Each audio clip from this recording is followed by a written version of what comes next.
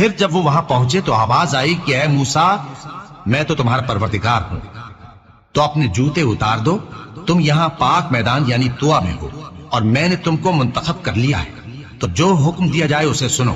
بے شک میں ہی اللہ ہوں، میرے سوا کوئی معبود نہیں، تو میری عبادت کیا کرو اور میری یاد کے لیے نماز پڑھا کرو۔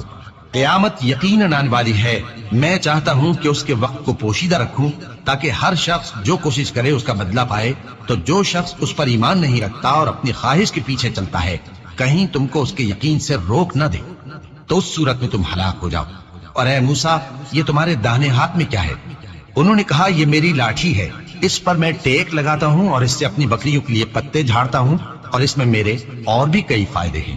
فرمایا کہ موسیٰ اسے زمین پر ڈال دو، تو انہوں نے اس کو ڈال دیا اور وہ یکا یک سانپ بن کر دوڑنے لگا۔ فرمایا کہ اسے پکڑ لو اور ڈرنا مت، ہم اس کو ابھی اس کی پہلی حالت پر لوٹا دیں گے۔